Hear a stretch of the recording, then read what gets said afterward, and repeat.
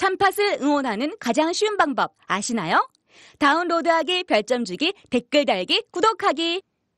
기억하세요. 다운로드하기, 별점 주기, 댓글 달기, 구독하기. 아이고, 싱크대 총장님. 이번에 싱크대는 입학금 얼마나 거두실 거예요? 입학금이요? 뭐 대충 한 100만 원 받을까요? 세면대는요? 그래요 뭐. 입학금 어디에 쓰라는 법도 없는데 대충 받던 대로 받죠 뭐. 무슨 소리 하시는 거예요? 입학금은 당연히 새내기들이 입학하는 데에만 쓰여야죠. 어머, 누구세요? 우리는 청년 참여연대. 청년 참여연대는 작년 10월에 발족한 참여연대 부설 기관입니다. 청년 참여연대는 지난 1월 전국 34개 대학의 정보공개 청구를 통해 입학금의 산정 근거가 없다는 것을 확인했습니다. 앞으로 저희는 대학이 입학금 실비만을 받을 수 있도록 활동해 나가겠습니다. 청년들의 더 나은 내일을 위해 노력하겠습니다. 참여연대는 정부 지원금을 받지 않습니다. 청년 참여연대의 후원 회원이 되어주세요. 문의 02-723-4251로 지금 전화주세요. 02-723-4251 02-723-4251 띠링띠링.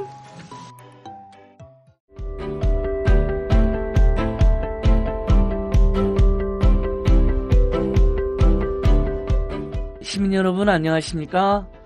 참여연대가 만드는 팟캐스트, 참 재밌는 팟캐스트를 지향하는 참팟 47회째입니다. 요즘 참팟은 본 참팟뿐만 아니라 건강팟, 그리고 또 철학사이다 등 다양하게 구성되어 있어서 갈수록 많은 분들이 구독해 주시고 또 함께 들어주셔서 고맙습니다.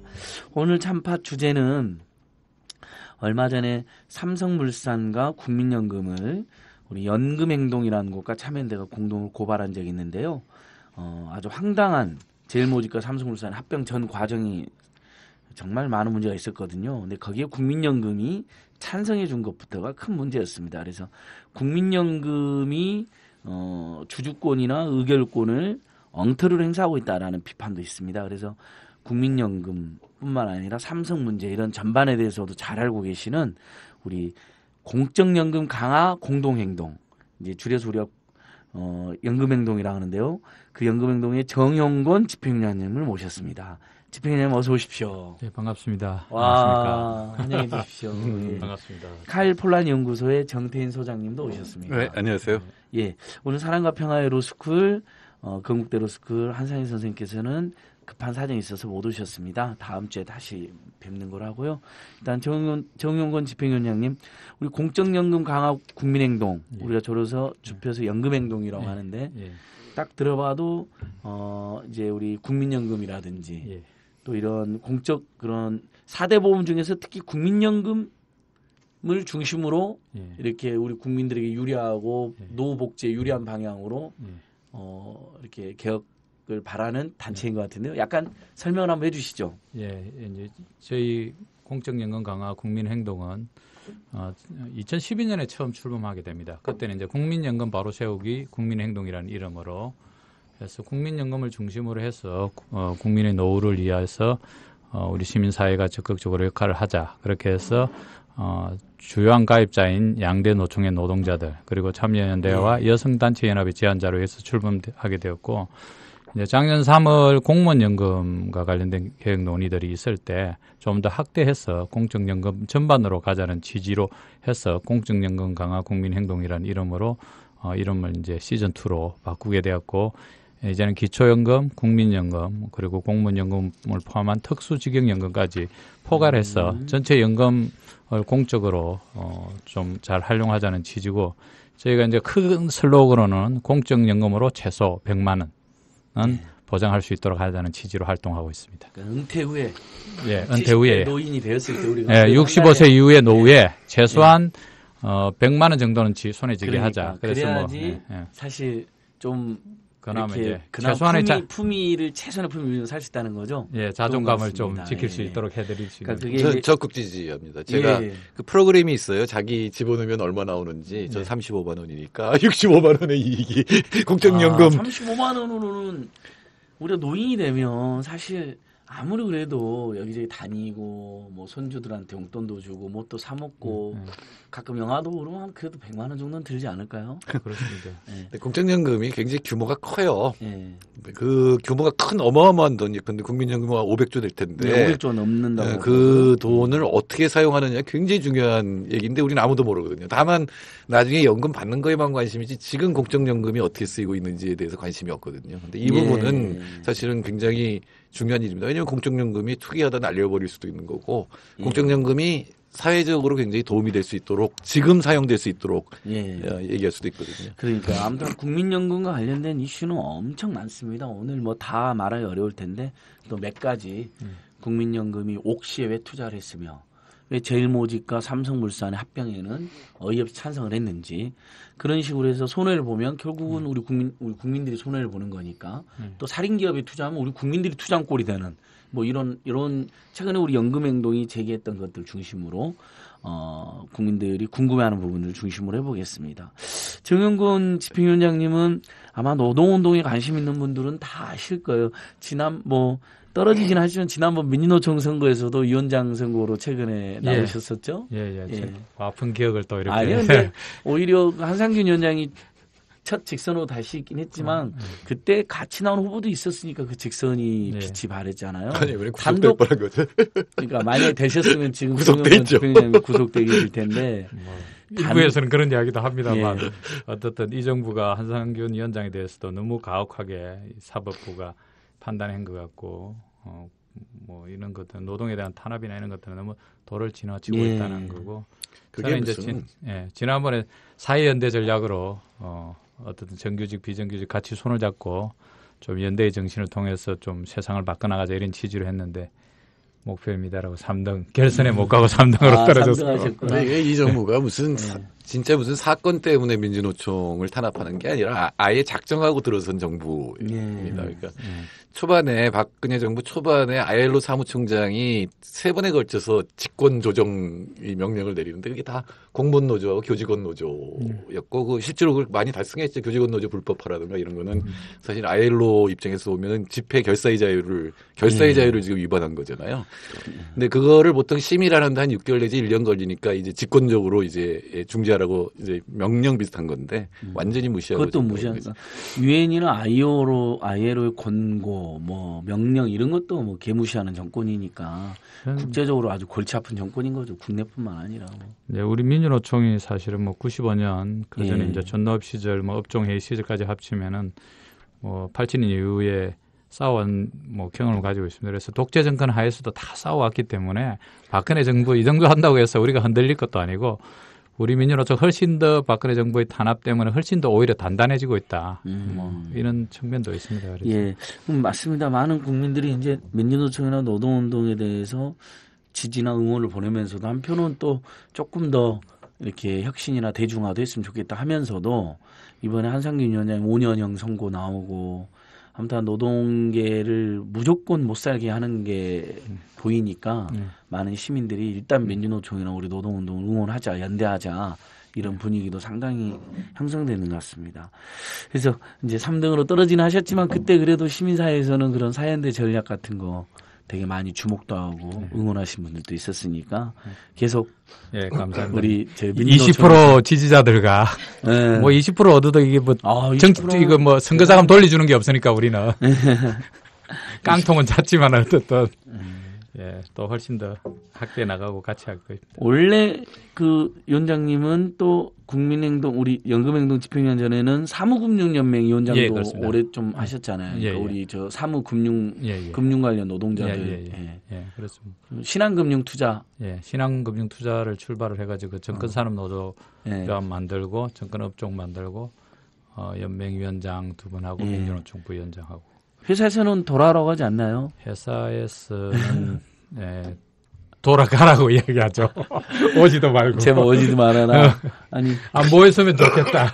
신한금융 지주가 낳은 최고의 사장이 신상훈이라면 최고의 노동자가 정용곤이다. 제가 이렇게 들었어요. 아마 이거 이제 금융 쪽이나 노동운동 공부하는 사람들은 신상훈이 누군지 정용곤이 누군지 다 아실 텐데 아무튼간 지금 아무튼 돌아가지는 못하시고 계속 우리 노동운동과 네. 복지운동 같이 해주시는데 네. 제가 이제 그 이야기 좀 마무리한 다음에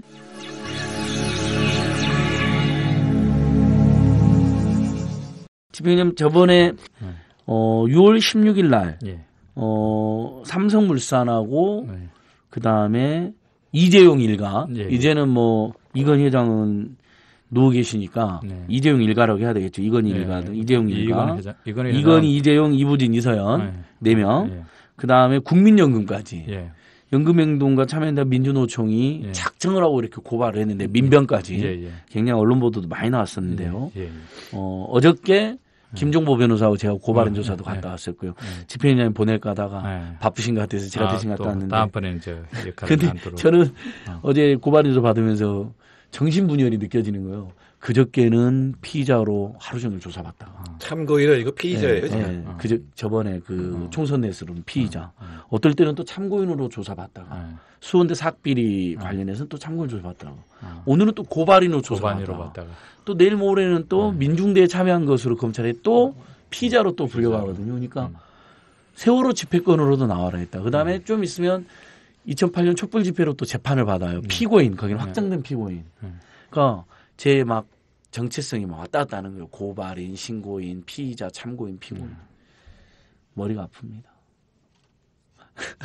잠시 동정을 받고 싶어서. 상가 명복을 빈다고요? 뭐 상가 마음이 아프고. 삼가 감옥을 빨리 가서 좀 쉬시길 바란다고요? 절대 아니고 뭐 그럴 수는 없는 거고. 예. 그 정도까지는 아니라고 예, 알겠습니다. 판단하고 예. 있습니다. 그래서 그때 우리 정영건 집행위원도 공동 고발인으로 네, 같이 하셨는데 예. 그때 왜 고발한 건지 예. 뭐 요거 한번 이야기 한번 해주시죠. 네. 아주 속 시원하게. 예. 이제 작년 9월 1일부로 이제 삼성물산하고 제일모직이 이제 합병을 해서 이제 삼성물산이라는 상호를 갖게 되었습니다.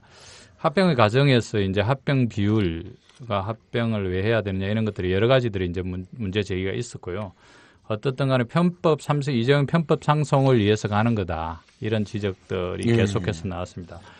이제 가정에서 엘리엇이라는 이제 사모펀드 투기자본이 이제 문제 제기를 하고 이제 거기서 의결권을 가지고 이제 싸움을 벌이기도 하고 이러는 과정들이 있었는데 결국 이제 제일모직 1, 삼성물산 0.35로 해가지고 합병의 비율로서 합병을 이제 마무리를 하게 되는데 사실은 이제 여기서 대단히 문제가 많다는 지적들이 나옵니다. 첫 번째로 이제 이게 이제 삼성물산의 주가를 갖다가 좀 떨어뜨려 가지고 삼성물산의 가치를 갖다 떨어뜨려 가지고 제일모직 일로 해서 이렇게 해서 쉽게 이제 편법 상속의 길을 텄다 이렇게 보고 있는 것이죠. 그래서 편법 상속 그다음에 그래서 소액주주들한테 부당하게 이제 소액주주의 이익을 침해하고 자기들은 부당한 이득을 추게 한 것이고 그다음에 이제 시세를 좀 조정한 혐의들이 나왔습니다.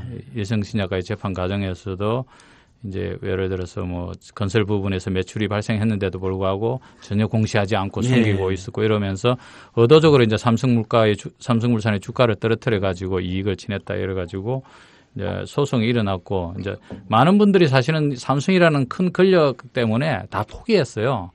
그 유일하게 이제 일성신약의 윤 회장이 이제 소송을 시작한 겁니다. 그러니까 이제 고등법원에서 일성신약의 윤 회장이 승리를 하게 되는데.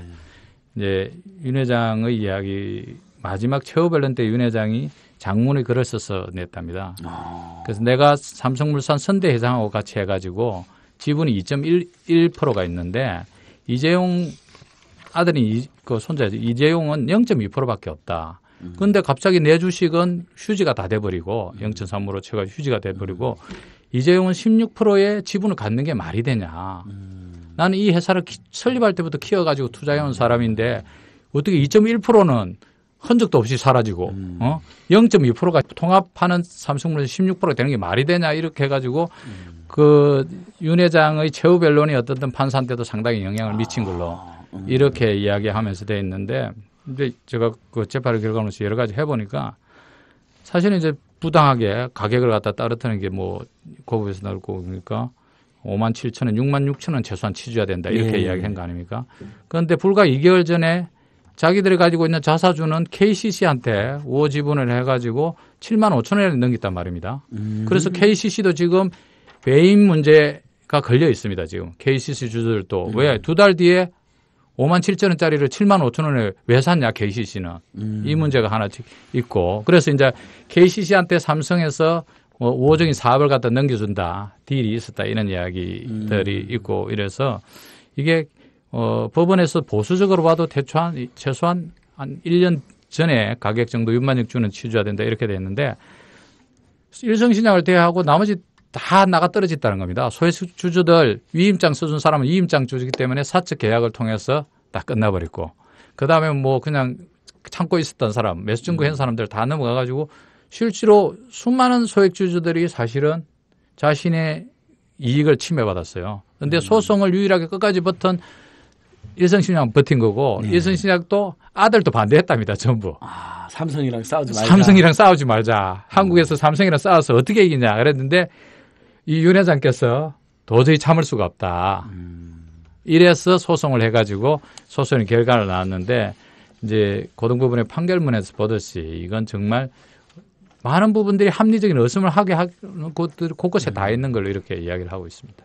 그러니까 지금 이제 주식 시장이나 이런 증권 투자가 어두운 분들은 좀 어려울 수도 있겠어요. 근데 위원장님은 증권 쪽 계속 노동자였고 위원장도 그랬으니까 이런 건 빠삭하게 아실 것 같아요. 지금도 설명 굉장히 잘하시는데 아주 쉽게 가닥을 잡으면 삼성물산은 주식 가치를 막 떨어뜨리고 제일모직 주식 가치는 막 올려가지고 삼성물산 주주들이 다 엄청난 손해를 보게 만들어버린 거잖아요. 그 다음에 제일모직 사실 제가 이렇게 보니까 삼성물산에 그 이재용 일가는 지분이 하나도 없더라고요. 이건희 씨만 일부 있었고 그 다음에 제일모직에는 근데 이분들이 50% 지분이 있는 거예요.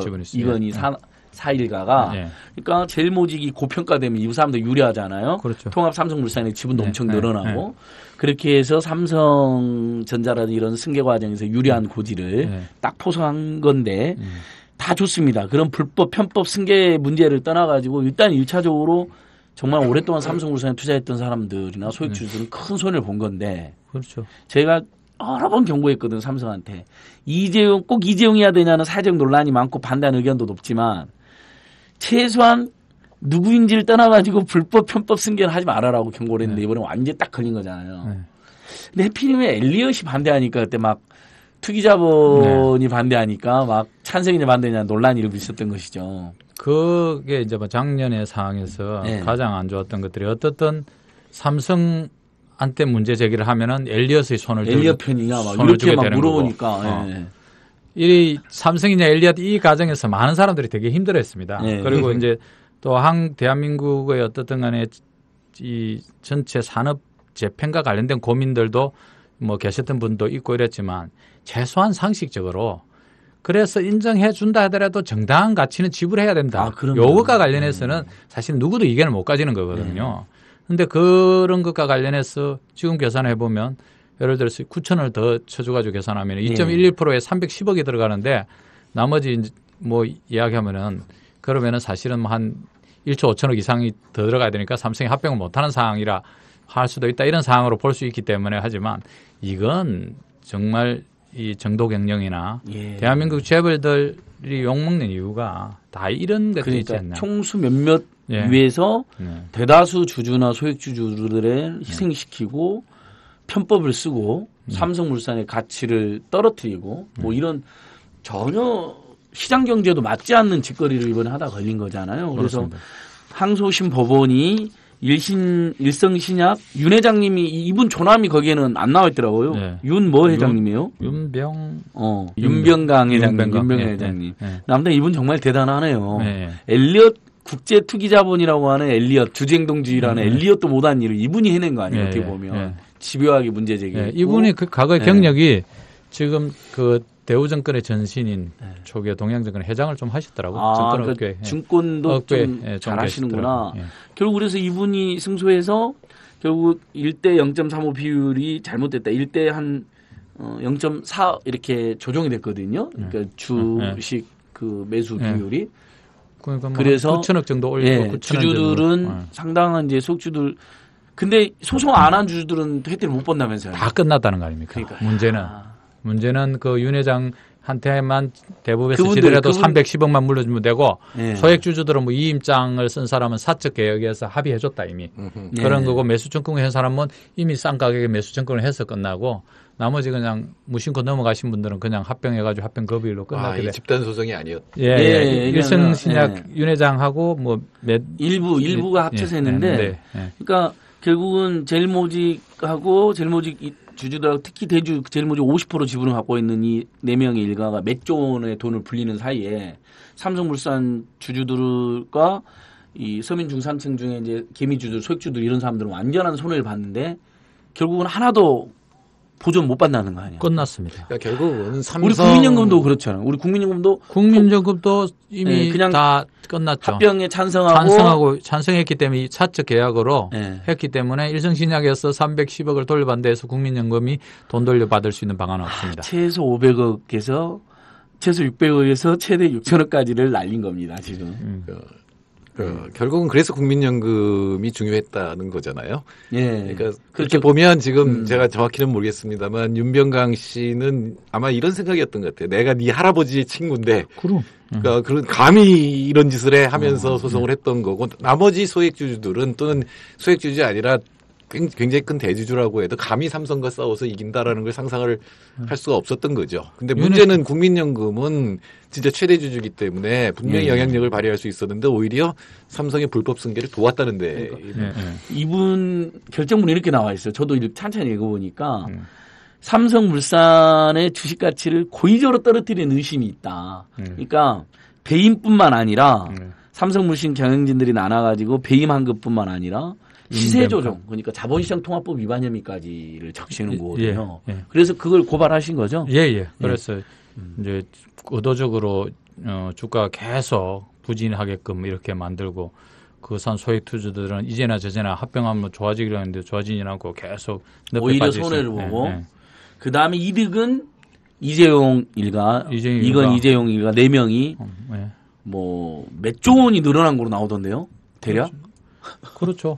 뭐 0.2%도 안 되는데 16% 해가지고 일가 다 합치면 27% 정도 이렇게 되니까 뭐 시가총액 지금 합병할 때 30조 정도 됐으니까 30조에서 한 30%만 계산해도 그러니까, 한 10조 가까이. 그 4명의 주식 가치 상승분이 합쳐 최소 몇 조 원이라고까지 나와 있고 판사님도 그걸 계속 지적하는 거예요. 이렇게 그럼 누군가 손해를 봤으면 누군가 이득을 봤다는 건데 그렇다면 이것은 제일모직 지분을 많이 가지고 있는 이 4명에게 유리하게 하기 위한 것이다. 라고 의심하지 않을 수 없다. 이렇게도 나와 있어요. 그러니까 대단히 의미 있는 판결이 나왔는데 그 합병이 의결되려면 전체 주주들의 3분의 2가 찬성을 해야 되는데 아슬아슬하게 이번에 통과됐거든요. 그러니까 국민연금이 10%인가 지분을 갖고 있었어요. 당시에.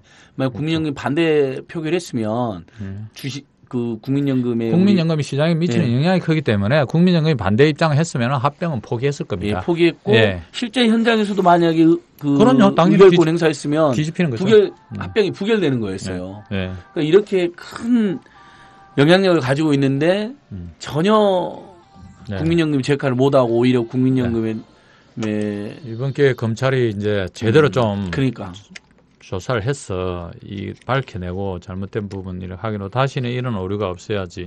그리고 삼성도 사실은 정말 그러니까 삼성도 진짜 반성 안 하죠. 우리가 이렇게 이야기해도 반성 안 하죠. 아니 삼성은 좀 이런 짓 안 하고 그러니까 예를 들면 이재용으로의 승계 반대하는 목소리 있고 그걸 뭐 이재용이가 하든 누가 하든 뭔 상관이냐 하는 사람도 있고 여러 논란이 있잖아요. 하지만 좋아 100번 양보해서 이재용으로 간다 쳐요. 그냥 정상적으로 세금 내고 정상적으로 다른 주주들 입장 고려해주고 하면 안 되나요? 선생님 저는 진짜 삼성 하도 지겨워서 그렇게 하면 지배를 못하니까. 근데 무조건 지배를 해야 된다. 자기 거라고 생각하니까요. 이병철부터 만들어 놓은 거기 때문에 자기네 이 모든 게 전체 삼성 일가가 삼성 그룹 전체에서 가지고 있는 거는 1% 정도밖에 안 됐고요. 지분이 6%인데 다 내 거니까 내가 나머지 99%도 내 거다라고 하는 인식이 굉장히 강한 거죠. 그리고 워낙 힘이 세서 단순하게 경제뿐만 아니라 정치, 사법부까지 다 장악하고 있으니까 이런 짓을 하는 거죠. 그러니까 이번 판결도 대법원 가면 어떻게 될지 모르겠다. 이런 걱정이 하더라고요. 그래서 시민사회, 노동시민사회단체가 정말 두 눈 부릅뜨고. 근데 여기서 우리가 그럼 이제 삼성물산 사장단하고 이건 이재용 일가가 짜갖고 시세 조정을 했다는 의혹을 이제 고발을 했고, 예, 예. 그 다음에 거기서 삼성물산에 투자한 주주들에게 손해를 끼쳤으니 고의적으로 예, 예. 배임 혐의까지 이해가 됐어요. 예, 예.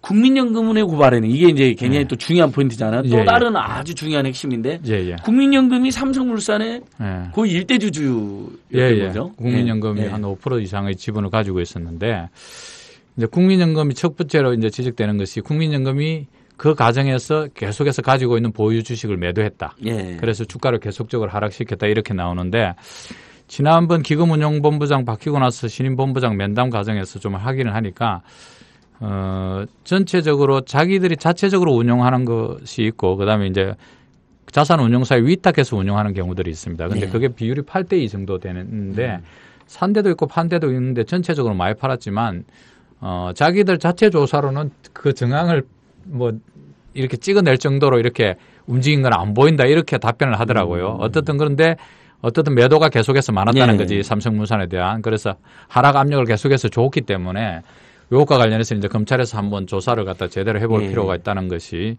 첫 번째이고. 그렇죠. 계속 매도를 예. 해갖고 첫 번째 그게 하나 있었고. 그게 하나 있고 두 번째가 이제 의결권을 행사하는 과정에서 정당한 절차를 지켜야 되는데 국민연금의 의결권 행사하는 과정에서 이제 의결권 행사 전문위원회라는 별도의 위원회가 있습니다. 그렇죠. 예. 그 기구를 통해서 논란이 있는 것과 관련해서는 반드시 그 기구를 통해서 좀 의사결정을 하도록 이렇게 돼야 되는데 그러지 않고 기금운용본부장이 운영하는 팀 그 전체 위원장으로 있는 내부투자위원회에서 이 삼성과 관련된 주요한 부분의 의사결정을 하는데 결정을 해버리면 이래가지고 이건 상당히 문제가 많았다 절차적으로. 그리고 이 부분은 왜 그렇게 됐는지에 관련해서 조사도 해야 되고 검찰에서 확인하겠지만 또 한편으로는 반드시 이제 제도를 개선해야 된다. 이런 중요한 그거하고 소액 주주들의 이익이 침해받고 특히 국민연금은 500조나 되고 시장에서의 규모가 크기 때문에 네.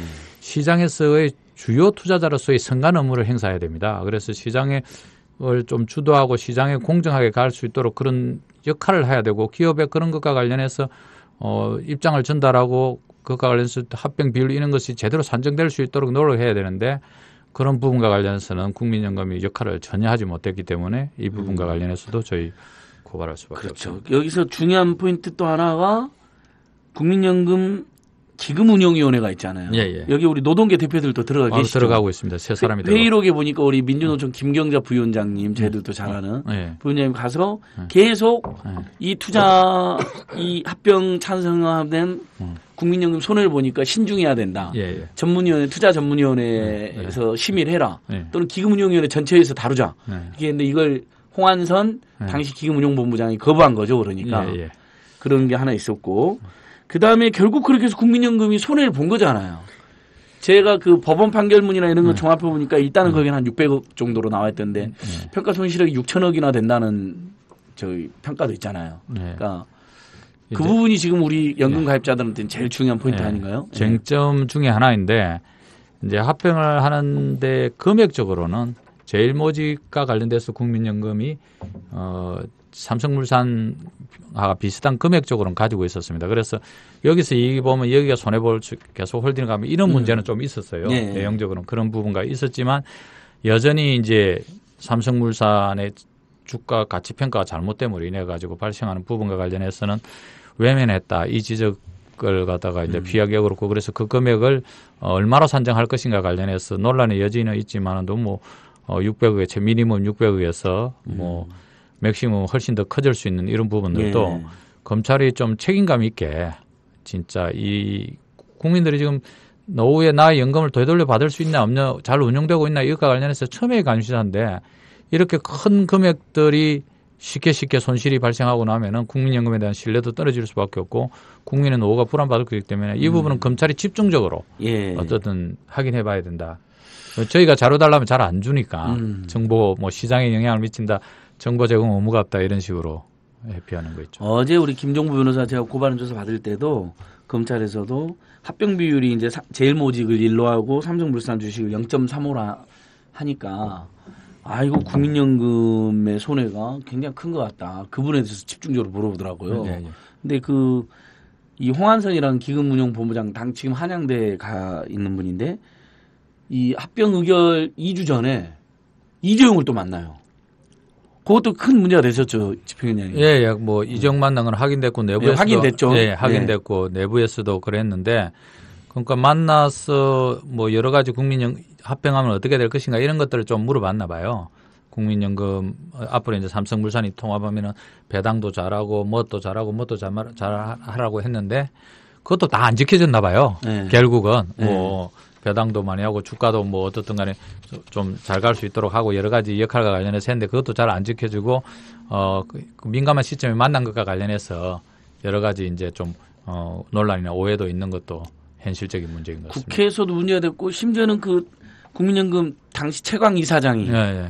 이건 말도 안 되는 짓이다라고 네. 강하게 비난해서 또 그게 화제가 됐었잖아요. 예. 최강 이사장하고의 갈등의 과정에서 이재용을 만나는데 보고하고 갔냐 안 보고 갔냐 왜 만났냐 이것도 뭐 주요한 그 싸움거리를 해가지고 좀 볼상사나웠죠 당시에. 그러니까 지금까지 이야기 종합하면 딱 좀 가닥이 잡힐 것 같아요. 우리 시민 여러분들 청취자들께서도. 그러니까 제일 모직의 50% 가까운 지분을 가지고 있는 이건희 이재용 4명의 일가를 위해서 오히려 삼성물산 주식 평가를 집요하게 떨어뜨리고 심지어는 뭐 동남아에서 2조 원대 엄청난 공사를 수주를 했는데 그걸 공시해서 누락시키고 그게 알려지면 주가가 올라갈까 봐 뭐 이런 별짓을 다 했더라고요 보니까요. 건설 부문 사업 접는다 이런 이야기들 레미안 삼성물산 그러니까 레미안은 유명한 날 건설을 안 한다. 그런 이야기들 또 실제로 시장에 2년 동안은 수주를 안 했더라고요. 공사를 안 했어요. 예, 시장에 많이 흘러나왔습니다. 그러니까 조직적이고 치밀하게 시세를 조정한 혐의는 분명히 있는 판사도 그렇게 써놨고 그래서 결국은 손해본 곳이 삼성물산에 투자했던 주주들 그다음에 국민연금도 최소 600억에서 많게는 뭐 6천억 뭐 이렇게까지 나오니까 그 우리 국민들의 노후 자금이 지금 손해를 본 것이고 다른 뭐 국민연금 포함해서 사학연금이나 공무원연금이나 다른 연금들도 거기도 다 투자되어 있었죠. 다들 뭐 군인공전이 다들 투자되어 있죠. 그래서 다양하게 그 투자자들이 어떻든 간에 이 모든 게 삼성그룹의 불법 부당한 승계 과정에서 이재용에게 부당하게 힘을 실어주고 돈을 몰아주는 결과를 위해서라는 의혹이 있는 거잖아요 지금. 그렇죠. 그래서 검찰에 고발하게 돼.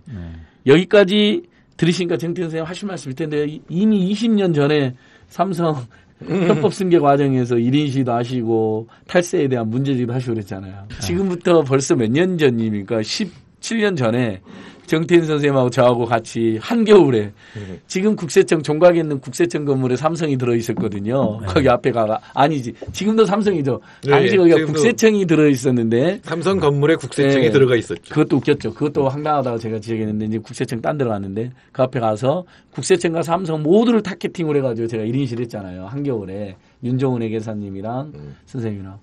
어떻습니까? 이 전 과정 들으시니까 심란하죠? 아니요, 뭐 이거는 삼성이 뭐 그 상속을 위해서 계속 해왔던 일이죠. 처음에 에버랜드로부터 시작해서 지금까지 계속 이제 이재용에게 확실한 지배주주가 될 수 있도록 만들었던 과정이고, 그 국민연금의 문제는 이재용 부회장 만났다고 하지만 만나서 이 삼성물산하고 제일모직을 통합하면 그 시너지 효과가 발생해서 주가가 올라갈 거고 배당도 늘어날 것이다라고 얘기를 했겠죠. 그러나 실제 현실은 주가가 떨어졌죠. 예, 주가가 떨어졌는데 특히 이제 삼성물산이 건설을 갖고 있잖아요. 근데 건설이 박근혜 정부가 유일하게 한 게 건설 정책이잖아요. 그때는 올라갔을지 몰라도 그 다음에 이제 포화 상태에 이르고 더 이상 이제 주택 건설도 좀 어렵거든요. 그러니까 건설에서 굉장히 많은 적자가 지금 나타나면서 주가는 더 떨어질 가능성이 높거든요.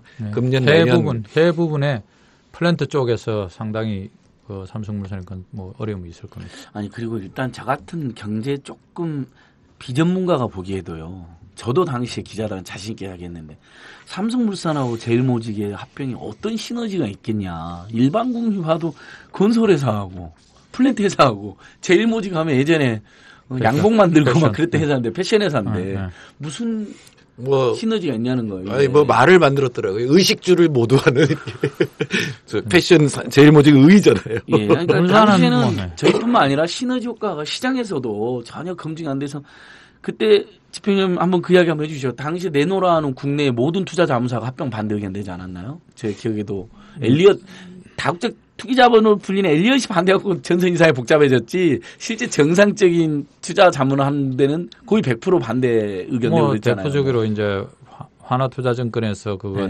레포트 냈다가 사장이 또 하나그룹에 불러가서 혼나기도 하고. 아, 그게 그 주진영 사장인가요? 주진영 사장이죠. 그때 주진영 사장 예, 그때도 또 하나그룹 일 있었고. 하고 예. 이렇게 해서 이제 여러 가지 뭐 논란이 엄청나게 많았던 그다음에 거죠. 또 ISS라고 세계 예, 예. 최대 투자 자문기관도 예. 반대 의견 냈었고. 그 삼성물산 주주들은 반대해야 된다고. 소액주주들 반대했었고. 반대해야 되고 이랬는데 원체 뭐 삼성이 힘으로 밀어붙인 거죠. 삼성이 힘으로 밀어붙이고 사실은 이제 바이오를 집중해서 가겠다 물산은 이렇게 이야기하면서 이제 하는데 이제 또 조금 있으면 이제 삼성 바이오로직스가 이제 상장됩니다. 3조 규모 정도 되는데 예. 또 이제 지금 삼성물산이 51% 정도의 지분 가지고 있거든요. 그러면 또 이제 이재용 이 부회장의 재산은 또 갈수록 늘어나죠. 지금 우리나라 블룸버그가 뽑은 뭐 5대 중에서 3위잖아요. 예. 이건희 회장, 정몽구 회장, 그다음에 이재용 부회장 이렇게 해서 세계 3위 우리나라에서 3등인데 재산은 이 우리나라 재계순위 이 5명의 전체 이걸 합치면 북한의 전체 GDP보다도 한 18% 정도 높다는 거 아닙니까? 와, 또 그런 통계도 나와 있고. 예. 블룸버그가 조사한 세 사람의 탐욕이 화가 나고 이북의 찌질함에 또 슬픔도 생기고 짜증도 나네요. 아이고. 이런 식의 편법이 삼성 그룹에도 좋지가 않다는 그러면 거예요. 벌써 이미지 엄청 나빠졌죠. 그러니까 처음에 이제 3세들이 뭔가 경영 능력을 입증해야 될 거 아니에요. 그래서 이 사람들이 했던 게 전부 IT 관련했습니다. 무슨 시스템 인테그레이션 이런 거 주로 했는데 전부 망했거든요. 이재용 씨도 무슨 이삼성도 하고 뭐라 예, 다 예. 망해갖고 별명이 마이너스의 손이라는. 그러니까 그 다음에 이 사람들이 이제 땅 짓고 헤엄치기로 잡은 게 유통 부문 이런 것들이라고요. 호텔, 유통, 그다음에 뭐 그러니까요. 할인점 예. 이런 것들. 아니 그러니까 면세점, 마트, 백화점 거기에 입점 있는 빵집 이런 것은 사실 기술 투자도 아니고 혁신 투자도 아니거든요. 그건 가만히 있어도 손님들 오는 거니까 그렇게 돈 벌었어요, 맞아요. 네, 그렇게 해서 이제 경영 능력이 있다라고 하고 이제 그걸 입증했다라는 식으로 해서 지금 이제 불법 편법이 일어나는 그 거죠. 대한항공 그 조양호 회장 두 따님도 있잖아요. 인하대병원하고 저기 소공동 한진그룹 1층에 있는 이디아를 소유하고 있거든요. 그게 무슨 경영 능력입니까? 그 중소상공인이 해야 될 걸 자기들이 뺏어갖고 하면서 거기서 현금으로 떼돈을 번다는 거예요. 그걸로 경영 능력이라고 하는 거예요. 말도 안 되잖아요. 근데 그게 굉장히 큰 문제를 발생하는 게 지금 물론 유통 쪽도 문제입니다만 사실은 공기업 민영화를 이제 탐내고 있는 거거든요. 그러니까 예를 들어 철도라든가 그런 발전이라든가 쉽게 불화받아가지고 돈을 벌겠다. 그다음부터 또 독점이니까. 그리고 지금 그거를 빨리 넘겨주자가 박근혜 정부의 지금 마지막 정책이죠. 지금 철도, 가스, 전기를 다 민영화하자고 계속 이렇게 나와서 재벌들 입장에서는 새로운 시장이 열리는 거니까 어쨌든 새로운 시장에 자기들이 선점해가지고 독점적으로 거의 공공 부분들이 또 독점적으로 운영되고 있는 거잖아요. 그거는 국가가 국민의 안전과 국민의 생활을 위해서 이렇게 공급하는 부분이니까 거의 다 독점적으로 돼 있다고. 그러다 보니까 들어오면은 뭐 엄청나게 뭐 또 또 황금알을 낳는 오리. 실제로 삼성이나 현대나 롯데가 제일 후회하는 게 통신에 안 뛰어들었다는 거, 이동통신. 그걸 하필이면 노태우 대통령의 아들하고 SK 최종현 회장의 딸하고 아들이 결혼하는 바람에 혼수로 간 거 아닙니까? 어떻게 말하면 그렇죠. SK텔레콤 한국이동통신 공기업이 통째로 갔는데 해마다 순이익만 현금으로 1.5조에서 2조까지 벌고 있거든요. SK텔레콤이. 거의 독점 상태에서 5,800만 가입되어 있고 무슨 천재지변이 나도 여기 계속 전화통화를 하잖아요. 사람들이. 그러니까 어떠한 내부 변수가 없는 거예요. 이렇게 안정적인 장사가 없는 거예요. 그렇게 그러니까 공공서비스 독점 해보고 싶을 것 같아요. 저라도. 국민연금은 거기서도 큰 역할을 할 수가 있는 게 이 통신 쪽이나 정유 쪽도 많은 지분을 갖고 있거든요. 1대 주주, 2대 주주예요, 대부분. 그래서 만일에 국민연금이 작정을 하고 만약 국민들이 그런 가버넌스를 원한다면 그중에 하나 정도는 공기업처럼 운영할 수 있거든요. 아, 그럼요. 그러니까 지금은 4대 기업들이 담합해서 이렇게 말하자면 카르텔 가격을 설정해 놓은 건데 그걸 만일에 진짜 실제 들어가는 비용만큼 낮춰주면 나머지 3개도 내려갈 수밖에 없겠죠. 그러니까 국민연금이 할 수 있는 일은 굉장히 많습니다. 왜냐하면 압도적 돈을 갖고 있기 때문에. 그렇습니다. 지금 뭐 세계 3위 기금이니까. 세계 3위. 예, 세계 3위도 불리는 돈만 한 500조가 넘죠. 뭐 시세에 따라서 달라지고 하는데 작년 연말에 한 520조 정도 됐는데 520조. 예, 520조 정도 되니까 정말 큰 손이네요. 국가 예산보다도 훨씬 뭐 많고 그런데 이제 이 돈을 잘 써야 되는데 우리가 이제 너무 뭐 무심코 지나가고 또 영향도 행사하지 않았죠. 다 이 노동자들이 다 국민들이 낸 돈인데 이제 재벌의 쌈짓돈처럼 재벌의 우호 지분으로 이렇게 되는 거죠. 그냥 당연히 뭐 국민연금은 우리를 도와줄 거다 이렇게 생각하고 있는데 이것과 관련해서 이제 우리가 좀 훨씬 더 개입하고 매스를 가하지 않으면 국민연금도 문제이고 그런 기업들도 결국은 아까 정 소장님께서 말씀하셨는데 어려워질 거다. 그런 식으로 안이하게 해서는. 그래서 그러니까 지금 중국이 막 쫓아오고 여러 가지 경쟁이 치열해지는 가운데 재벌들이 지금처럼 안이하게 경영하면 진짜 망합니다. 지금 진짜 그러니까요. 김상조 교수하고도 한번 만나서 농담처럼 얘기했는데 야 이제 뭐 재벌 개혁 할 필요 없다. 다 망할 건데 어떻게 뭐하러 재벌 개혁은 놀아야 되지.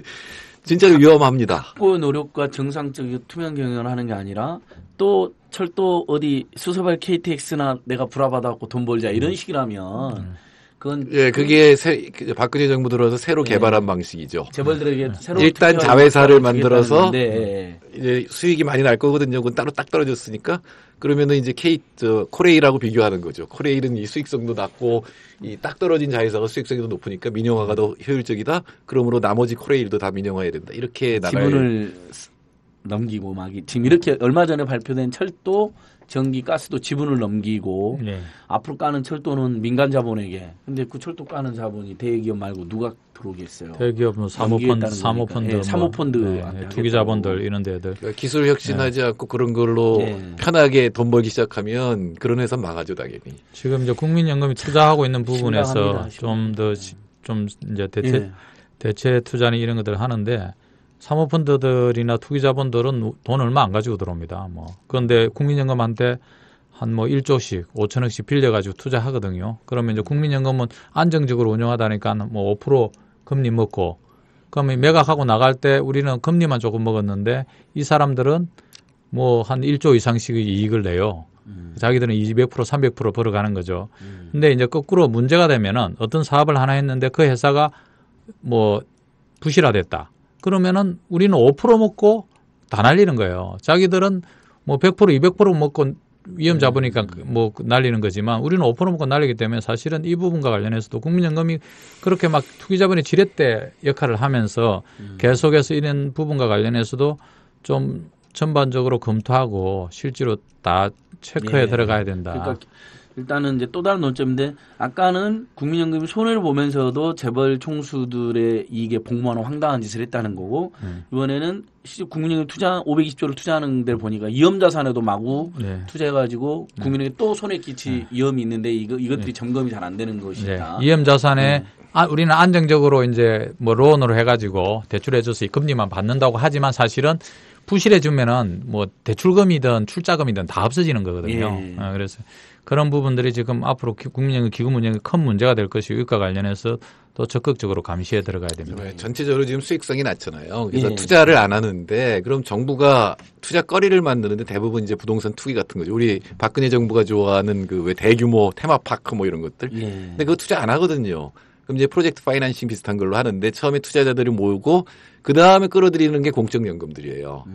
그래서 공적연금이 일단 붙으면 그 다음엔 다른 민간인 투자자들 쟤들이 붙었으니까 이제 안정적이다 그러고 이제 돈이 몰려들고 또 한 번 이제 버블을 하나를 만들어내는 거죠. 시장에서 이제 국민연금이 투자했다 그러면 나머지 연금들 그리고 이제 금융기관들이 다 같이 이제 또 달라붙죠.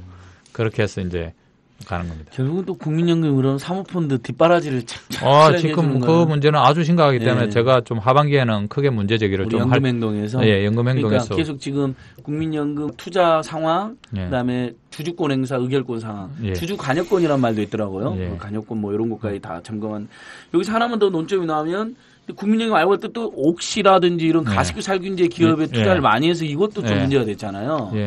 그러니까 또 심지어 국민 죽이는 기업에 투자를 한단 말이죠. 이건 말도 세계적인 지금 연기금 투자 원칙은 사회책임 투자를 위해서 못하게 되어 있잖아요. 그런 이상한 데는. 그것도 한번 우리 가습기 살균제 대책이 하고 같이 해가지고 옥시를 포함한 어떤 가습기 살균제를 만드는 기업에 투자한 것에 대해서 투자를 중단하라고 기자회견을 했습니다. 그리고 이제 저희가 공문을 보냈죠. 철회하라고 공문을 보냈더니 그 전에 이제 기금운용본부장 만났을 때 영국에 하긴 했어.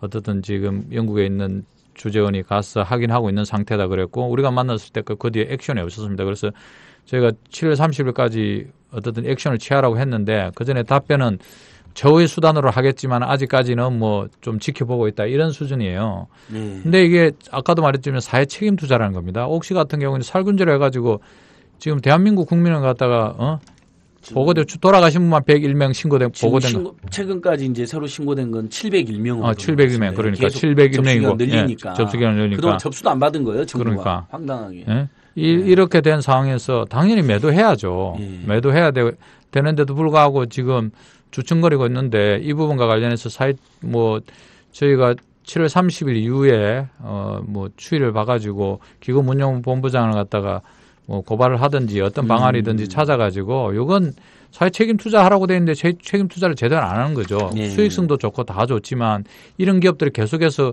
국민의 안전과 국민의 생명을 위협하는 것을 갖다가 우리가 돈 낸 국민연금 그걸 갖다 계속 집행하고 있다. 영국에 혹시 왜 투자할 이유가 뭐 있습니까? 다른 데도 수익 날 때 그만큼 많이 있습니다. 그러니까. 영국 사람들 살기 위해서 EU도 탈퇴하고 있고 이민자들 못 받겠다 하고 있는데 우리 국민이 죽어나가고 있는데 계속 그 돈을 지금 집어넣고 있다. 이건 뭐 투자하기 몰랐을 때는 모르지만 알았으면 조치를 취해야죠. 그런데 기금본부가 지금 아직 행사를 안 하고 있는데 워닝을 줬는데도 뭐 지켜보고 있는데 7월 30일까지 좋지 않으면 응당의 대가를 좀 지불하는 방안을 찾아야 될 것 같습니다. 아주 단순하게 거칠게 요약하면 우리 돈으로 우리 아이나 어르신을 죽인 거 아니에요. 그렇게 된 거죠. 근데 문제는 저번에 우리 방송할 때 얘기했지만 정부가 막을 수 있었는데 세 차례에 걸쳐서 세 개의 부처가 전부 통과시켜줬고 그리고 국민연금이 투자를 하면 이건 이 주가 올라갈 것이고 그 회사는 믿을 만한 회사가 되는 것이고 그래서 오히려 이런 악덕 기업이라고 할 수밖에 없는 살인 기업을 갖다가 오히려 더 키워주는 결과를 낳았다면 당연히 그 다음에 잘못했으면 그걸 갖다가 팔아들든지 무슨 다른 조치를 취해야 되는 거죠. 강력한 뭐 예를 들면 주주로서 나서서 경고를 세게 하는 국민연금 뭐 알아봤더니 이제 무슨 공문 하나 보냈다는 거 아니에요. 옥시에다가 무슨 안전 대책을 세우고 있냐 이런 식으로 뒤늦게 이제 와서 701명이 죽고 수천 명이 지금 폐소상에 당하 있는 상황인데. 인구의 900만 명, 우리나라 국민 900만 명이 이미 흡입을 한 것으로 지금 추정되고 있는데. 그러니까 노르웨이 펀드가 제일 모범적이라고 알려져 있습니다만 사실은 국민연금은 연못 속의 고래 같은 존재거든요. 어마어마하게 큰 존재이기 때문에 이 국민연금이 그러니까 공익성이라든가 사회적 책임이라든가 이런 것들을 실천하기 시작하면 사실 많은 부분에서 주식 금융을 통해서 그런 기업들이 이 사회에 해가 되는 행동을 하기 굉장히 어렵거든요. 가령 사회에 반하는 행위를 하면 팔아버린다 그러면 바로 주가 폭락할 것이고 사실은 퇴출될 가능성이 높아지거든요. 그러니까요. 그러니까 우리 노후 복지 자금이니까 손해를 어디 투자했을 때 손해를 보면 이익이 보는 게 좋죠. 당연히. 하지만 살인 기업에까지 투자해서 이익을 보고 내가 그걸로 노후 복지하겠다 이런 생각하는 국민들은 거의 없으실 것 같아요. 그건 너무 찝찝하고 너무 궁극적으로도 살인 기업이 이익이 날 수 있겠습니까? 계속해서. 그럼요. 이미 지금 결국 문제돼서 이제 혹시 한국 옥시는 퇴출되게 생겼는데. 한국에서는 이미 퇴출되는 것이고 하기 때문에 제가 그 영국의 옥시 주가를 이렇게 쭉 살펴보니까 작년에 52파운드, 62파운드 하다가 72파운드 정도 되는데 브렉시트로 파운드화 가치가 많이 떨어졌잖아요. 그래서 사실은 뭐 이익 난 것도 없어요. 이익도 못 남기고. 이익도 난 것도 없기 때문에 그거 빨리빨리 매도해야 되는데 뭐 하여튼 이런 식으로 하다 국민한테 버림받는 국민연금이 될 수 있다는 거죠. 그러니까 오늘은 우리가 이제 국민연금 하면 이제 보통의 우리가 논점은 얼마나 그다음에 국민연금 지금 납부하는 부담이 어떠냐, 이 부가 체계를 어떻게 개선하냐, 그다음에 나중에 고갈하는 거냐, 마는 거냐, 이런 거였는데 오늘은 이제 국민연금이 520조나 되는 큰 손으로서 제대로 투자하고 있고 운영되고 있는지 자금이 그런 문제를 집중적으로 해봤는데 국민연금의 큰 문제 중에 하나가 기금 운용 문제입니다. 어떻게 운영할 것인가의 문제인데 그동안 지난 15년 동안 계속 수익성 높이는 쪽으로. 그러니까 이 투자 운용하는 그 위원회도 금융 전문가들만 들어가도록 자꾸 이렇게 만들어가고 있거든요. 이게 절대로 저는 그 금융시장이라는 게 우리나라의 전문가 몇 명이 들어가도 수익성이 높아진다. 저 절대로 그렇게 생각 안 합니다. 거기다 또 무슨 기금운용위원회에서 무슨 기금운용 공사를 지금 만들려고 그러죠. 아예 전문 투기 투자 그게 듣기에는 좋은데 사실은 그게 더 위험해지는 거 아니에요? 훨씬 더 위험하죠. 그 부분 한번 설명해 그러니까. 주시죠 우리 국민들한테. 이제 2008년 금융위기 과정에서 예. 우리 이제 우리 시민사회, 노동시민사회의 역할이 얼마나 크다는 게 전 세계 연기금들이 20%씩 막 캘퍼스 같은 경우는 24%씩 손실이 났어요. 네. 근데 우리 연금만 마이너스 0.01% 났어요.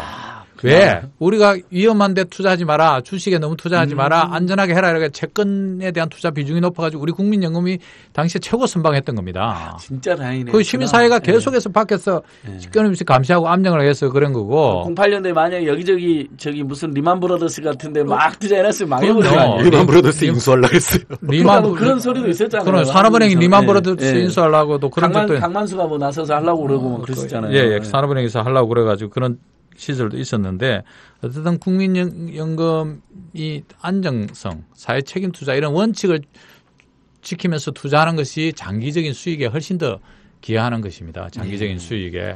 금융 전문가들이 몇몇은 모여서 하는 것이 제일 위험한 거라니까. 2008년 금융위기도 소위 이제 노벨 경제학상 받은 금융 전문가들이 모여서 위기를 만들어가지고 전 세계 미국으로 출발해가지고 미국의 금융위기 그리고 유럽의 재정위기 전 세계를 토탄으로 받들인 겁니다. 전문가들은 조언을 하고 판단은 일반인들이 상식적으로 판단해야지 그게 제대로 갈 수 있는 것이지 다 같이 생각한다. 금융시장에서 가장 위험한 것이 시장에 종사하고 있는 사람들이 같이 생각하고 한 방향으로 움직이는 겁니다. 같이 모였을 때.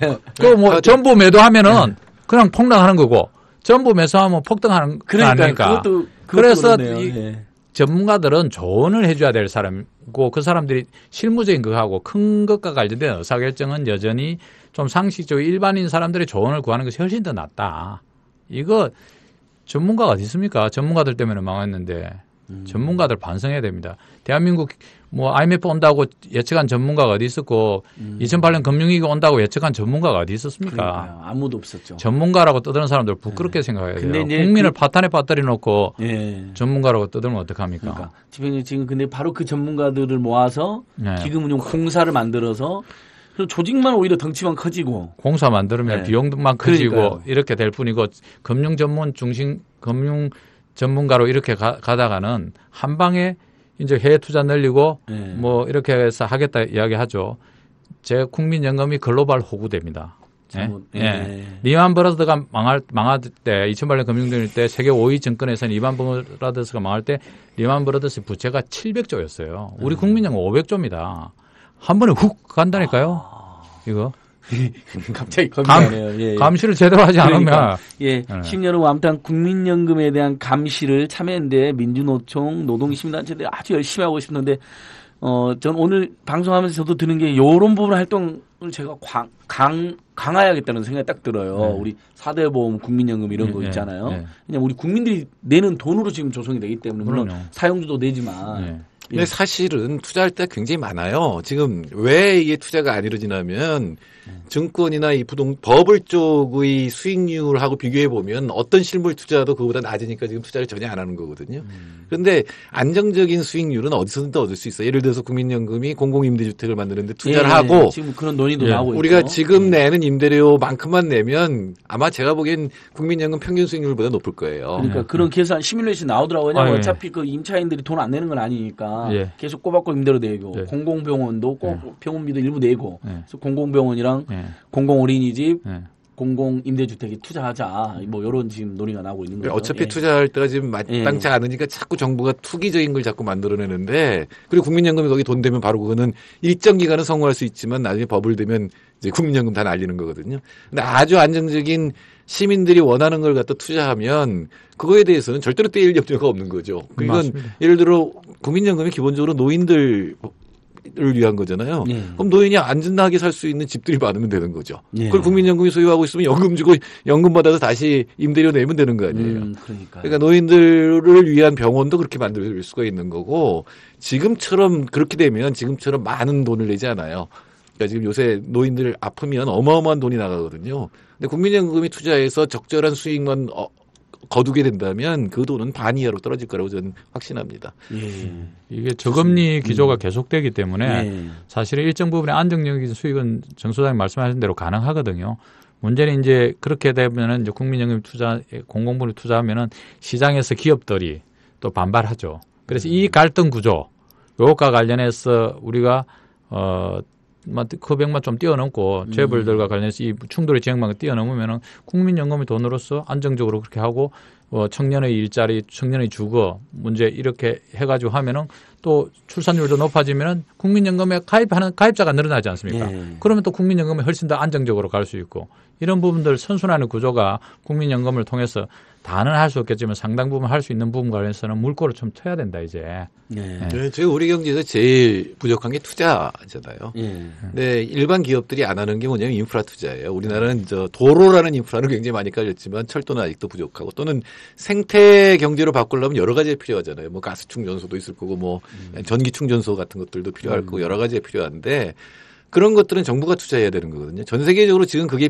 필요한데 안 하는 이유는 금융 수익률보다 낮기 때문에 그래요, 수익률이. 근데 그런 거를 일단 정부가 재정으로 투자를 하고 우리가 세금 내서 투자하고 거기에 국민연금이 매칭으로 들어가고 이런 식으로 하면 충분히 수익률을 낼 수가 있는 거죠. 근데 지금 정부는 그걸 팔아버리려고 하는 거죠. 진지하게 민간한테 팔아버리려고 진지하게. 그러죠. 그러니까 이 그러니까 임대주택도 국민연금 자금을 이렇게 지원받아서 안정적 수익 구조도 만들고 많이 지으면 좋을 것 같은데 그걸 안 하고 기업형 뉴스테이라고 해가지고 기업형 민간 지금 임대주택 돈이 꽤 있으니까 월세 100만 원씩 내고 들어가라는 거예요. 누가 거기서 들어 삽니까? 대기업들만 좋은 일 시키는 건데. 대기업들이 자기들이 어떻든 그 돈 이용해서 좋은 일을 자기들만 벌겠다는 거예요. 그러니까 수익 남으니까 이제 뛰어드는 그러니까 거잖아요. 이제 뭐 반대하고 그런 건데 지금 국내에서 투자처를 찾는 게 제일 중요하다. 해외 투자를 통해 가지고 사실은 이제 뭐 금융시장도 포화 상태가 하니까 해외 투자를 해야 된다고 하지만 실제로 금융 전문가들 그 최근에 금융시장에서 제일 많이 팔은 게 브라질 채권입니다. 한 3년 동안. 브라질 국채 금리가 10% 정도 되니까. 아, 세네요. 예. 그래가지고 위기 상황. S 뭐 증권사로부터 출발해가지고 쫙 팔았어요. 브라질 헤아라가 떨어져가지고 손실률이 70%입니다 지금. 아, 그러니까 금리 처음에 세서 마구 샀더니. 샀더니 위기니까. 통화 가치가 떨어져가지고. 금리는 올라가고 통화 가치는 떨어지는 거예요. 그래가지고 뭐 훨씬 더 어려워지고 그렇기 때문에 글로벌 투자라는 것이 리스크도 엄청 크고 수수료도 높고. 그러니까요. 예, 그렇기 때문에 제일 안정적인 채권마저도 그런가요? 만약 브라질 모라토리엄 선언하면 돈 못 받아버리는 거죠. 심지어는 브라질 같은 뭐 나라는 어찌 될지 모르지만 모라토리엄을 남미 국가들은 선언한 사례들이 있지 여러 않습니까? 사례 있잖아요. 예. 아르헨티나도 있고. 베네수엘라니 뭐 이런 데들이 있기 때문에. 그러니까 그게 딱 국민연금뿐만 아니라 또 건강보험도 있잖아요. 근데 건강보험에서 나가는 돈 중에 노인 요양에 들어가는 돈도 굉장히 많아요. 근데 지금 요양병원이 다 사기업이라서 그렇죠. 아주 수준 낮은 서비스가 있느냐면 굉장히 비싼 것들이 양극화돼 있거든요. 근데 중간 수준의 공공 노인 요양병원 같은 거를 국민연금이 투자를 하면 그럼 건강보험에서 지급된 게 결국 국민연금으로 들어가는 거잖아요. 그러니까 이거를 계산만 잘하면 충분히 국민연금이 들어갈 수 있는 이 중간 영역은 얼마든지 있습니다. 공공투자. 연금공단도 좋고 국민도 좋고 이런 누이 좋고 매부 좋은 방법이 충분히 있는데 지금 안 하고 있다. 뭐.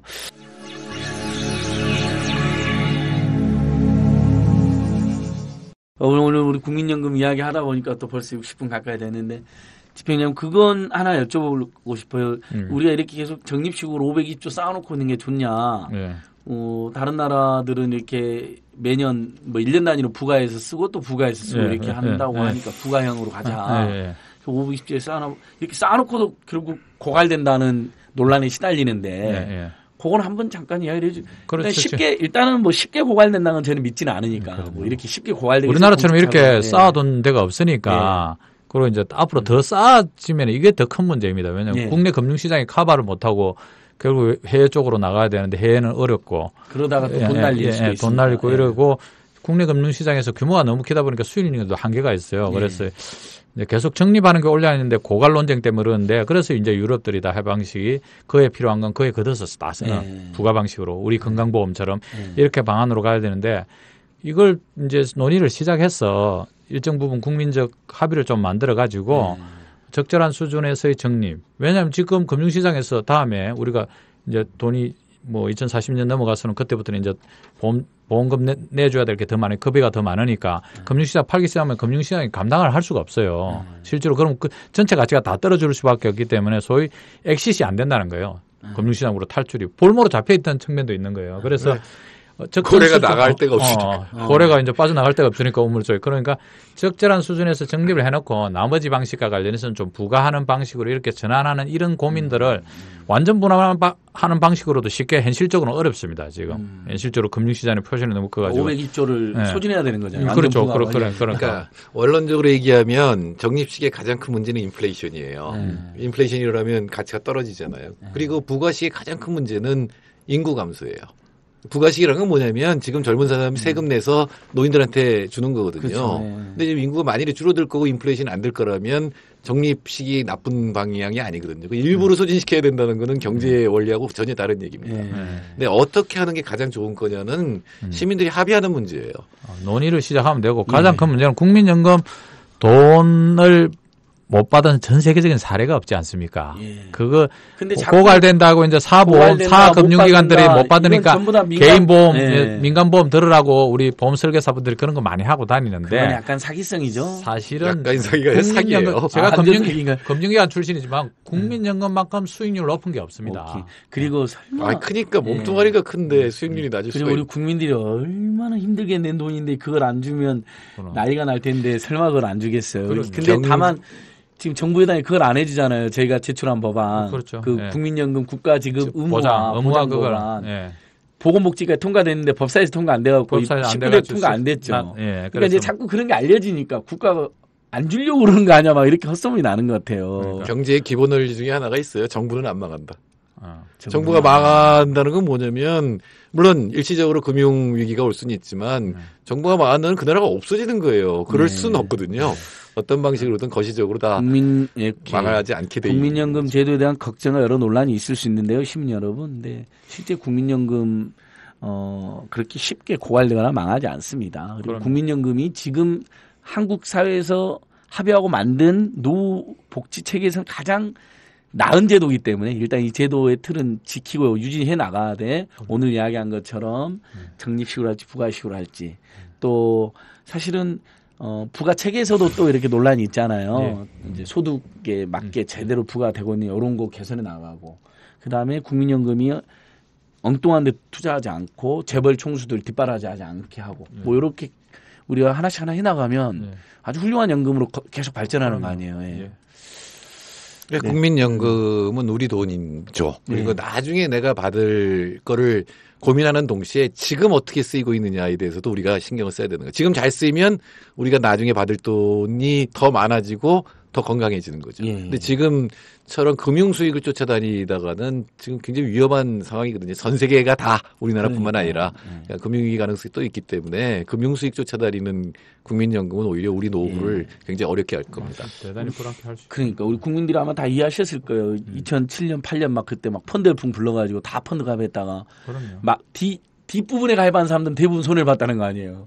그러니까 개인으로도 다 금융투자 잘못했다가 물론 불안전 판매도 있었지만은 손해보신 경험들이 있으시니까 국민연금이 함부로 그렇게 해서는 안 된다라는. 진짜 안전한 투자가 있다니까요. 공공투자.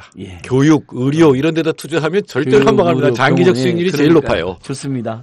쉼없이 이야기했는데 우리 들으면 들을수록 정말 그 국민연금에 감시하고 모니터링하고 대응하는 단체들의 소중함이 계속 느껴지잖아요. 그래서 향후 계획이라든지 뭐 국민들께 당부하시고 싶은 말씀 같은 것도 한번 주십시오.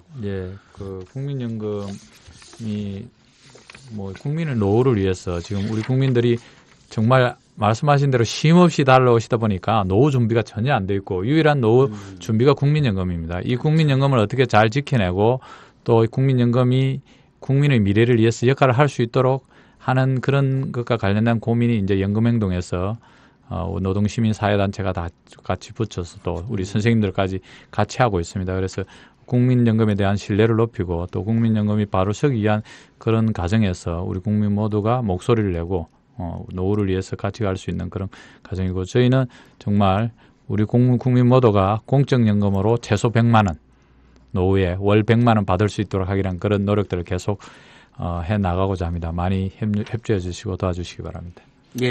공적연금 강화 국민행동입니다. 여러분 줄여서 연금행동이라 하는데 양대 노총, 뭐 경실련, 여성단체연합, 참여연대 등 노동시민단체들이 다수 이렇게 함께하고 있습니다. 그러니까 결국 공적연금 강화 국민행동에 직접 여러분이 후원도 하고 지지를 보내기는 이제 여기 연대기구라서 그런 체계가 없으니까 거기에 참여하는 노동시민단체들을 도와주시고 응원하면 우리의 소중한 노후 복지 거의 유일한 수단인 국민연금을 잘 지키고 심지어는 100만 원, 그거 참 구호 좋네요. 그렇죠? 네. 지금 30-40만 원 받을 거라고 다들 알고 있는데 지금 현재 한 43만 그러니까 원 정도 대충 알려주고 있잖아요. 받으십니다. 그 저희들한테도 오잖아요. 뭐 1년에 한 번인가 이렇게 해서 지금까지 귀하가 납부한 돈은 얼마이고 이 상태에서 몇 년 후에 얼마를 낼 거다 이렇게 오거든요. 저도 한 40 얼마인가 이렇게 온 것 같은데요. 제 느낌에도. 제 기억에도. 저보다 더 많이 보험료를 냈나. 그러니까 아마 선생님보다는 제가 그 직장 생활을 오래 해서 그런 거예요. 선생님은 프리랜서 떠돌이 학자를 많이 하셔가지고. 지금 20만 원인 기초연금을 30만 원, 40만 원 정도로 올리고 그렇죠. 그다음에 국민연금이 한 60만 원 정도 이렇게 맞추면 어렵지 않게 사실은 그렇죠. 100만 원을 만들 수 있습니다. 노령연금 플러스 국민연금으로 이렇게 설계를 해서 국민연금을 지금 받을 수 있는 사람이 이렇게 많지 않아요. 그게 이제 제일 큰 문제죠. 그렇죠. 국민연금 대상자가 더 많아지도록 만들어야 되고 그러려면 좀 더 평등해져야 되고. 그러니까 단기적으로 기초연금 좀 인상폭을 좀 올리고 그다음에 국민연금에 이제 밖에 있는 사각지대 중소 영세 자영업자 그다음에 영세 비정규직들이 좀 참여할 수 있는 공간들 세제 지원도 좀 만들어내 가지고 어쨌든 초기에는 기초연금을 좀 올리고 뒤에는 국민연금이 전체적으로 좀 넓어져 가지고 올라가고 넓어지고 국민연금 아무튼간 안 받는 분들 없게 전 도저히 못 받는 분들은 최소한 기초연금이라도 3-40만 원 받게 해야 되고 근데 여러 가지 뭐 굉장히 뭐 중요한 논점이고 이것 때문에 뭐 작년 재작년에 국회 연금특위도 만들어질 정도로 사실 굉장히 복잡한 논의가 필요한 이슈이긴 하지만 오늘은 그래도 국민연금이 주주로서 주주권, 의결권 행사하는 행태에 큰 문제가 있다는 점만큼은 우리 국민들이 쉽게 이해하셨을 것 같습니다. 네, 이렇게 생각하시면 돼요. 우리 장하성 교수나 김상조 교수가 정말 영웅적으로 저는 진짜 불가능한 운동을 해냈다고 생각하는데 수액주주 운동 굉장히 오래 했고 재벌의 문제점을 많이 지적했잖아요. 그런데 그렇게 많이 안 바뀌거든요. 전부 재판으로 가서 재벌이 어떻게 행동하느냐는 많이 알려졌지만 실제로 바꾸지는 못했습니다. 그러나 만일에 그 역할을 국민연금이 하면 바뀝니다. 그러니까요. 이건 소액주주가 아니거든요. 대주주거든요. 흩어져서 소액주주로 했을 때보다 훨씬 효과적이잖아요. 그럼요. 왜냐하면 우리 돈이 다 집약돼서 거의 뭐 이런 통신 3사에도 제가 분석해 보니까 1대 주주 아니면 2대 주주예요. 거의 그러니까 주요 기업들은 다 10% 이상의 지분을 그러니까 가지고 있습니다. 통신비 니네를 이렇게 폭리치할 거야? 우리 수익이 조금 배당이 약간 줄어도 좋으니까 통신비 인하에 이런 주주 행동이나 주주 의견을 계속 주주 관여라고 하더라고요. 그래서요. 그걸 행사하면 되는 거잖아요. 그럼요. 뭐 그런 것부터 포함해서 굉장히 아무튼 국민연금 여러분 정말 철저히 감시하고 견제하고 또 사랑하고 키우고 이런 여러 가지 다방면으로 접근해야 할 것 같은 생각이 들었습니다. 오늘 긴 시간 동안 함께해 주신 정영건 집행위원장님 공적연금 강화 국민행동입니다. 여러분 줄여서 연금행동 꼭 기억해 주시고요. 칼폴란 연구소 정태인 소장님 수고하셨습니다. 감사합니다. 고맙습니다. 감사합니다. 안녕히 계십시오. 안녕하세요. 아카데미 느티나무 강좌를 7년째 듣고 있는 70살 넘은 할머니 정애자예요. 저에게 아카데미 느티나무는 새로운 배움터입니다. 배움을 통해 행동하는 시민의 발걸음에 동참하고 있다는 것이 뿌듯하답니다. 즐거움과 나눔, 웃음과 실천이 있는 배움의 공간, 아카데미 느티나무에서 뵐 수 있기를 기대합니다. 참, 아카데미 느티나무는 참여연대 부설 시민교육기관입니다.